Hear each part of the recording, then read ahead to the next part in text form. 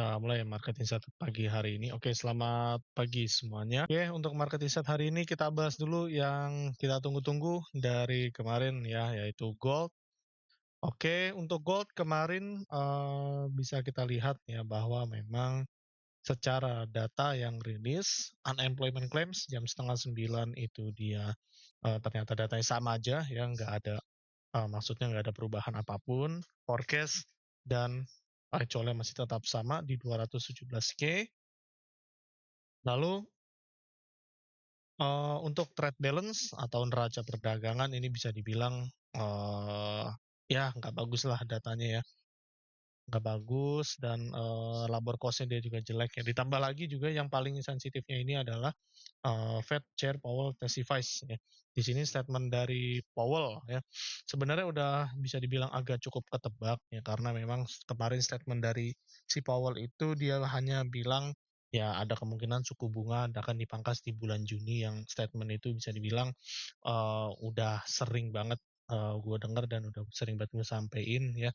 Jadi nggak ada perubahan statement apapun dari Powell ya untuk ke depannya atau kebijakan moneter terhadap mata uang dolar sendiri.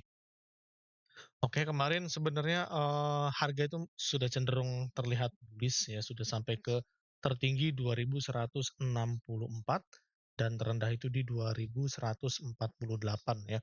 Namun dia masih belum mencoba menembus dari low-low harga yang sudah terjadi, yaitu ada di 2144 dan di 2139.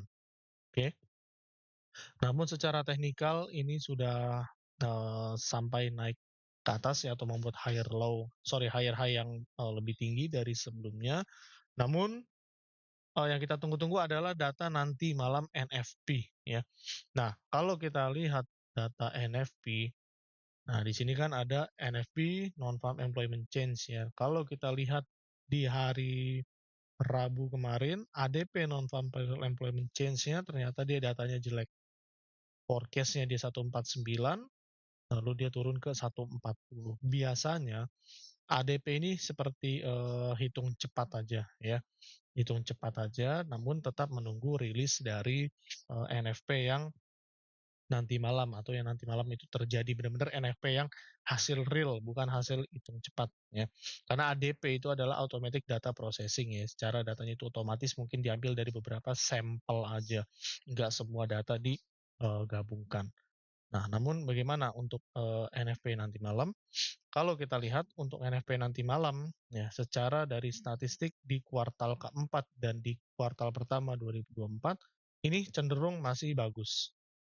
Oke, Januari, Februari, dia bagus semua datanya, di atas forecast semua, namun di kuartal keempat dia bisa dibilang 75% bagus ya, 25% jelek. Berarti ada kemungkinan probabilitas untuk di bulan ini kemungkinan besar ya bagus juga.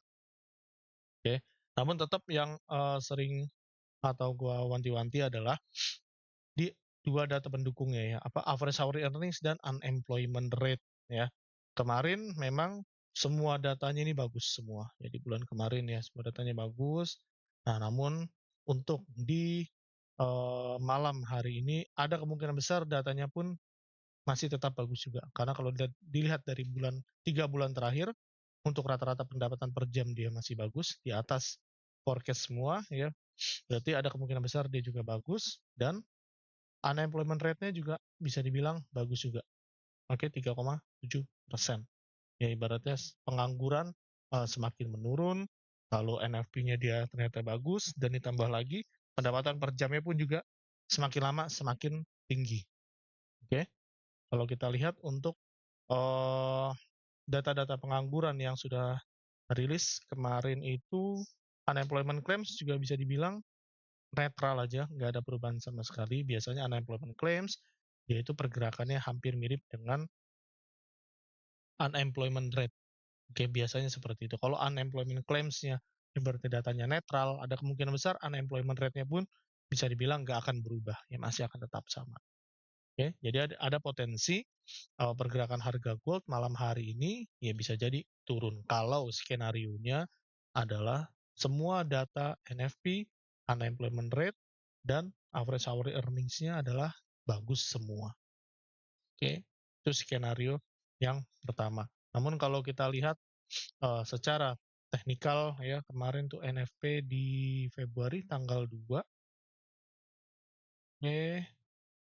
Nah, kemarin kan NFP-nya bagus semua ya. Itu teman-teman bisa lihat semua. Saat NFP dia bagus semua dan itu jebol ya goldnya ya. Namun yang perlu dikhawatirkan atau yang apa namanya kita planningkan ke depannya adalah kalau NFP itu bagus semua. Kalau NFP bagus semua ada kemungkinan besar penurunan itu sangat tajam ya. Karena kalau kita lihat dari data statistik yang di bulan Februari itu penurunannya itu sampai biasa ya. Kalau NFP-nya bagus semua, dia pasti efeknya akan terasa sampai 2 minggu kurang lebih ya. Dari tanggal 2 ke tanggal 14. Bagus semua NFP-nya ternyata dia gold turun semua. Nah, ini yang harus kita khawatirkan untuk nanti malam kalau memang datanya bagus semua. Itu turunnya bisa sampai 7.374 pips lah ya, atau kurang lebih 73 poin. Turunnya itu bisa dibilang sampai minus 3,58%. Berarti kalau misalkan nanti malam NFP-nya ternyata bagus, ada kemungkinan juga bisa sampai di kisaran harga 2089. Kurang lebih sampai situ untuk pelemahan gold-nya. Kalau memang skenario-nya adalah data NFP itu bagus semua.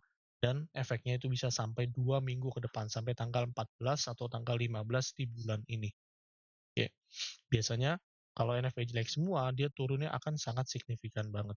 Namun berbeda kalau memang skenario-nya itu nanti data NFP-nya itu mix ya, ada yang bagus, ada yang jelek. Mungkin pergerakan harga gold itu kemungkinan besar paling lemah ya. Paling lemah penurunannya bisa sampai di kisaran 2120 sampai ke 2110. Oke, ini target untuk kalau datanya mix, ibaratnya dua datanya bagus, satu datanya jelek, kemungkinan besar gold bisa sampai ke 2120 atau 2110 paling rendah. Oke. Namun gimana kalau skenario datanya ternyata jelek semua? Ya otomatis gold pasti akan auto rally ya, pasti akan langsung terbang atau naik semua. Seperti itu ya. Sebenarnya nggak hanya gold aja, namun semua pair-pair, major pair bahkan pair-pair pokoknya indirect pair dan direct pair pasti akan menguat semua karena dolarnya ya melemah. Simpelnya seperti itu nih. Kalau gua kasih contoh sampel satu untuk yang SAU aja. Kalau misalkan dolar melemah, ya otomatis yen akan juga kembali turun ya. Akan kembali turun, next target dia bisa sampai 146 lagi. Oke, ini yang ditunggu-tunggu. Yang ternyata akhirnya turun dari 2 hari lalu ya. Pasti otomatis Swiss franc, Kanada itu semuanya turun semua ya, atau kembali bearish semua ya. Indirect pair yang USD di depan pasti kembali turun semua. Direct pair yang USD di belakang pasti auto rally semua. Oke. Jadi untuk skenario NFP malam ini ada dua. Pertama datanya bagus semua, kedua datanya mix. Oke, ada yang bagus, ada yang jelek. Entah itu dua data bagus atau dua data jelek satu bagus atau dua data bagus satu jelek. Tergantung gimana nanti malam rilisnya.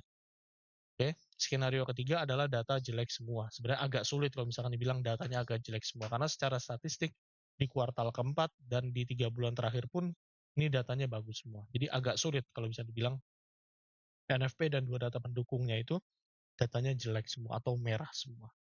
Oke. Ya, oke, itu untuk skenario NFP nanti malam ya. Lalu yang kedua ada oil ya. Oil bisa dibilang sekarang masih sideways aja ya, nggak ada perubahan apapun ya. Kemarin dia sempat naik ke 80 poin, 50, 60-an lah ya kurang lebih. Itu disebabkan oleh karena adanya ini ya, apa namanya, sentimen positif aja dari perusahaan Arab Saudi, Aramco ya. Mungkin teman-teman udah tahu Aramco perusahaan minyak ya, perusahaan produsen minyak yang memang dia sengaja menaikkan harga jual minyak mentah mereka ya ke produsen Asia, itu yang pertama. Dan ditambah lagi yang kedua adalah stok bensin atau stok minyak di Amerika ini sudah bisa dibilang agak menyusut ya, sudah menurun. Otomatis walaupun kita lihat datanya secara kemarin natural gas storage-nya itu hanya nurun sedikit, namun bisa dibilang kalau misalkan terjadi, penurunan, ya terjadi penurunan stok atau supply, itu pasti akan membuat harga oil lebih tinggi lagi atau lebih naik lagi dan ditambah lagi intervensi dari, perusahaan Aramco ya atau perusahaan minyak terbesar di Arab yang memang sengaja untuk, menjual harga minyak yang lebih tinggi dari sebelumnya. Oke, tambah lagi untuk masalah pemangkasan produksi minyak dari negara-negara OPEC masih akan terus berlanjut walaupun belum ada kepastian dari data manapun yang menyebutkan berapa besar pemangkasan minyak yang dilakukan pada bulan ini atau ke depannya. Namun target mereka adalah tetap di angka 2,3 juta barrel per hari. Oke, jadi ada potensi untuk oil ya, ada kemungkinan besar oil ini akan sulit di bawah 77 lagi dengan kondisi fundamental yang sekarang, kecuali kalau memang nanti malam NFP-nya semua datanya bagus ya. Kalau semuanya datanya bagus, ya nggak hanya gold aja dan major pair yang lain direct pair maupun indirect pair, pasti oil akan kembali turun lagi skenario-nya. Sampai mana? Kemungkinan besar bisa sampai jauh ya di bawah 75 dan kedua bisa sampai ke arah sini 75,83 kurang lebih ya. Terjauh skenario ada di 74,55-an. Oke. Untuk Dow Jones, Nasdaq, S&P ya bahkan Nikkei dari beberapa hari lalu ya bisa dibilang 2 hari lalu dia eh, nggak ada pergerakan sama sekali dan cenderung turun ya. Namun karena kemarin data US-nya itu bisa dibilang melemah ya, mereka kembali rally lagi atau kembali naik lagi ya. Bahkan Nasdaq pun kemarin dia turun cukup signifikan dari 18.300 sampai ke 17.800 dan dia kembali naik lagi ya. Ini sebenarnya secara tren dia masih tetap bullish banget, ditambah lagi data Amerika secara data manufaktur dan industri jasa pun juga bisa dibilang melemah ya. Melemah ya otomatis penguatan mereka atau indeks Amerika ini sebenarnya masih tetap menguat namun nggak akan sebombardir seperti sebelum-sebelumnya kenaikannya ya. Berarti nggak sangat bullish gitu naiknya pun bisa tajam-tajam gitu naiknya tinggi-tinggi ya. Karena memang industri manufaktur di Amerika itu sedang mengalami penurunan dan industri jasanya. Nah ini sebenarnya bisa terbantu kalau memang data NFP nanti malamnya itu jelek. Ya, kalau data NFP nanti malamnya jelek, ya ada kemungkinan besar mereka akan kembali naik lagi, rally lagi. Oke. Untuk Nikkei, Jepang, ya bisa dibilang sama skenario-nya seperti indeks US yang tadi gue jelaskan ya. Secara kalau memang yang Jepang nggak ada kepastian apapun, masalah suku bunga yang mau dijadikan positif ya dan impor mereka ternyata masih meningkat, ya otomatis akan menguatkan Nikkei mereka kembali. Ya walaupun kemarin cukup signifikan juga ya, penurunan dari 40.500 sampai ke 39.000, namun dia tetap rally lagi dan secara tren ya untuk Nikkei ini masih tetap bullish sangat jauh ya. Belum ada tanda-tanda secara teknikal dia break low untuk terjadinya tren reversal ya, belum ada tanda-tanda sama sekali. Jadi ini tergantung gimana nanti malam data NFP yang akan rilis. Oke, okay? Mungkin itu aja market insight dari gue pagi hari ini. Ada yang mau ditanyakan atau ada yang belum ngerti?